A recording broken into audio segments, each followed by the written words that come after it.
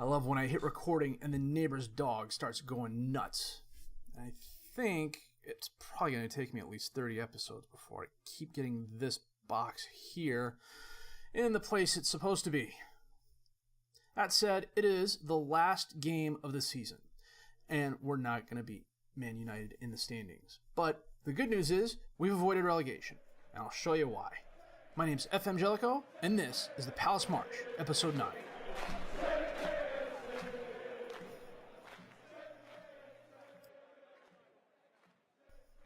Probably never going to get this window the same consistent size for a while either. Last game of the season, this is the final standings. Liverpool and Man City are tied on points. Liverpool has a better goal differential. Man City has lost to Liverpool. The team in the best form, Man United. They've crawled their way up into European playoff competition because I believe... Check this out here.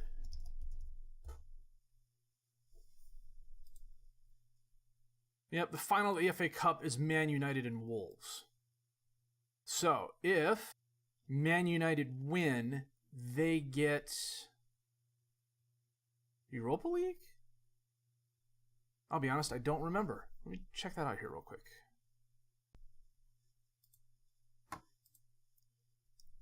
Winners get a Euro Cup spot, which is fine. Man United.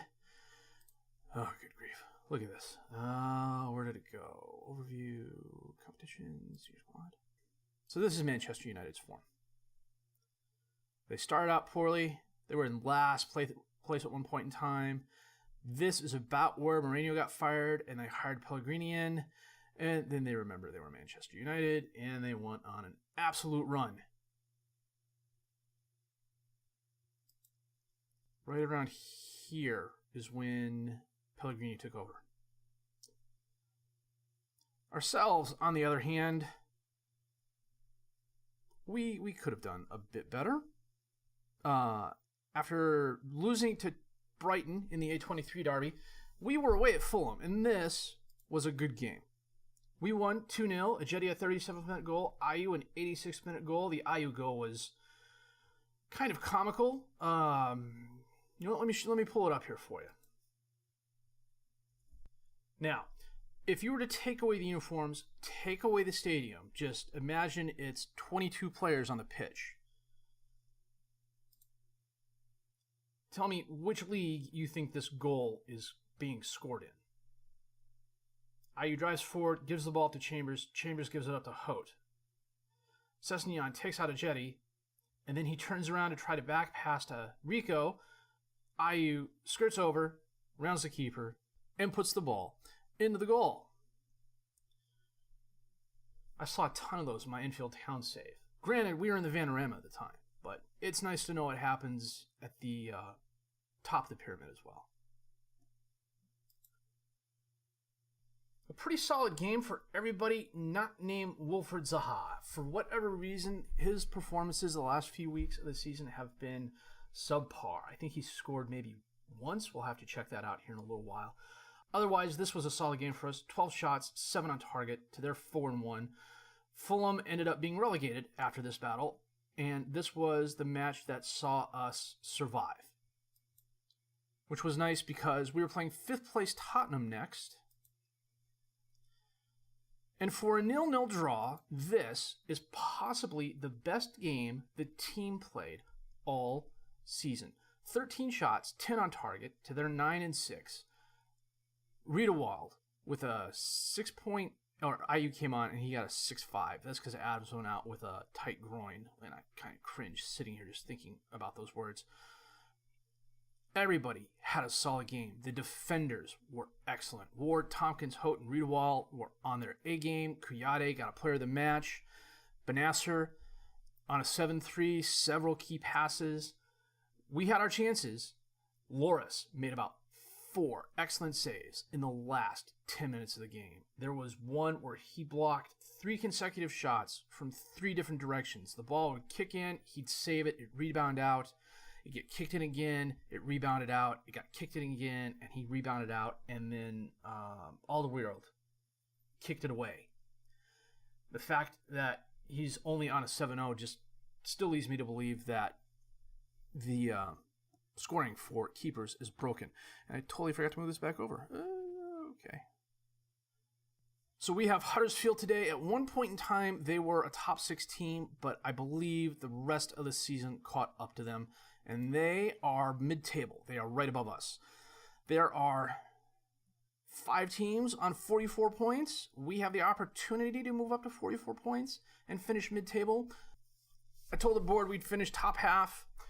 I kind of overpromised there. I should have underpromised and overdelivered. But what we're going to do is play the Huddersfield game. Then there's some end-of-season transfer moves that I want to get in because I'm not sure they're going to be reflected on next season's transfer moves. And we'll have a season recap, and then it will be time for the offseason. So I'm going to set my best 11, and we will be back with the game at Huddersfield in just a bit. You know that feeling you get when you see and commentate a really good game, and then you look over and you see your OBS has crashed? And then you go back and you look and you realize that you haven't set OBS to record as MKV, so the MP4 that it was recording is no longer good. And that's what happened here. We had a come-from-behind win. It was a really good come-from-behind win. I know as much as I harp about extra time goals, this time it went in our favor. The game was pretty even until the 87th minute. Oliver Burke scored, and then on the ensuing kickoff, Aarons took the ball down the right, crossed it in. The Huddersfield defender tried deflecting it away and going for the ball, but instead he allowed Sorloth to get a foot on it, and he scored. And I would have been happy with the draw, but then Wesley Hote, in the 91st minute, had a really nice header that gave us the 2-1 win. And as a result, we finished in 12th place on 44 points. Wolves beat us on goal differential. This was, well, it was a good live comm. I was giddy. It's about a half hour after it ended. I had to go eat dinner and calm down and try and bring you the rest of the season. So, season summary. Go back up here real quick. We get $17.38 million. Paid out the squad bonus of $1.1 million. Alexander Sorloth, who didn't start a lot of games, as our leading goal scorer with 10. I believe he's the only person we have in double digits. Luka Milivojevic on a 7.19 has the highest rating. Aarons had the most assists with 4. Ben Nasser, the best pass completion with 85%. Milivojevic and Sorloth had 4 players of the match. We finished 13th highest in goals scored and 11th best in goals allowed. And yeah, frankly, that averages out to 12th place. So, I got a couple things I'm going to take care of here, and then we will come back with some more end-of-season info in just a minute. I'm going to move myself to the other side of the screen here. Liverpool ended up winning the Premiership on goal differential, but a plus 22 goal differential over your nearest opponent will do that for you. Both Liverpool and Man City tied with 96 points. Chelsea was a distant third with 81. Man United, after being in 20th position at one point in time, I believe they were 19th place 19 games in. Zach Marino, hired Pellegrini, finished in 7th place. They have an outside shot of qualifying for European football. Let me double check something here real quick. They play Wolves in the FA Cup final. If they win, they qualify for Europa League. And the season awards, Milivojevic, fan player of the season. Hennessy, a distant second. Milivojevic, the goal of the season was that 32-yard screamer off the free kick we saw earlier. Ben Nasser was the signing of the season at $11.5 million, and he was also the young player of the season at 22. Season review-wise, we could have done a lot better. I was hoping for something above 10th place. 12th is okay, but losing in the third round of the FA Cup was bad. We made it to the semifinal of the Carabao when we told the club we'd get to 14th, but we need a mid-table finish next year. Dynamics-wise, this is where things are going to get interesting. I told Zaha I'd move him. He came to me and said, you know, he's accomplished everything he can here. He wants to move on. Milivojevic I want to keep. Dan is probably going to be moving. Well, I told the team we'd do mid-table next year, and they were mostly really, really happy with it. Only a couple players were like, didn't improve. Everybody was green. They just didn't improve. Yeah, I should be performing slightly better. Injury-wise, well, Benteke, 4 months. Jai and Tavares are both youngsters. Kirby as well. Zaha was out for 4 months. Mepham, who is the player we bought and then loaned right back to Brentford, damaged his knee, but he's fine. Let me take care of a couple other things here, and we will come back with squad recap and financials and a couple other things. Now, sorting by goals, Sorloth was the team leader, and for a guy who started less than half the season games and came off the bench, that's really kind of sad. 10 goals, 2 assists. Milivojevic had 7 goals. Jetty had 6 goals in 19 games. He'll get better. I think a full year on the squad where he's the primary striker, he will definitely get better. Ayew had 6 goals. Zaha had 6 goals and 3 assists. Benteke, 4 goals and assist. Wesley Hote had 3 goals, almost all of them off set pieces. I tried getting him back, and Southampton said they're not willing to loan him in division. I may go for him in the offseason. We'll have to see what the transfer budget is. Hopefully that number will come out here in a minute. These are the players not coming back. Ayew is a lone player on going back to Swansea. Much his contract is expiring. Suarez's contract is expiring. He's already agreed to go to Olympiacos. Dan, I don't know. He's the team captain, but for a while there, he was just a pill and was bringing the team down. And at 60,000 pounds a week, 32 years old, he wouldn't even be a full-time starter for us, and he might not even get off the bench. Benteke, the knee injury did him in. He's 3.5 star current ability, 3.5 star potential ability. I'm going to have to move him, especially because he's 120,000 pounds a week, and I'm going to take a loss on him. The previous regime brought him in for 32 million pounds. Wickham is just going to walk. Hennessy, and those are the only ones on the senior team that are leaving. A lot of the under 18s and under 23s that I didn't bring in are going to be leaving. Hennessy, I like, but he's 32 years old. I need to bring in a young keeper. Tompkins, he started 41 games for us. He only had 2 assists, but he was okay as a defensive center back. But he's 3-star current ability, 3-star potential ability. He's not getting any better. He'll probably be moving on. Same with MacArthur. Same with Ward. Schlupp is kind of up in the air. I may or may not keep him, but probably not. Kuyate, probably not. Zaha is moving on. Sorloth, I'll keep. I'll probably bring in another striker, though, which means a formation change. Probably looking at like a 4-3-1-2 or maybe a 3-4-3 or something like that, depending on who else comes in the offseason. Benasser was really good the games we played him. A 7.04 rating, 20 appearances, 2 goals, 2 assists.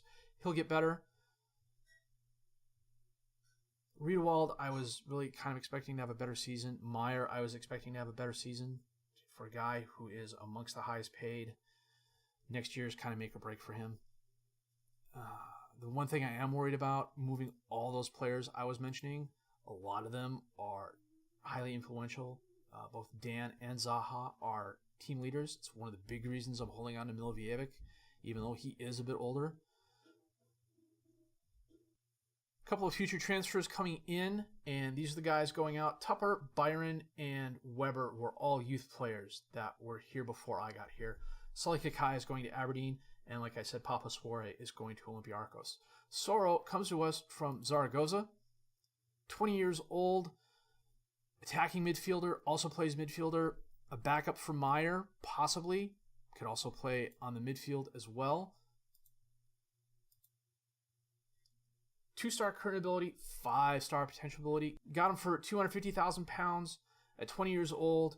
Excellent physicals, really good mentals. I mean, a 9 concentration and a 9 positioning and an 8 aggression are your low points on mentals. That is brilliant.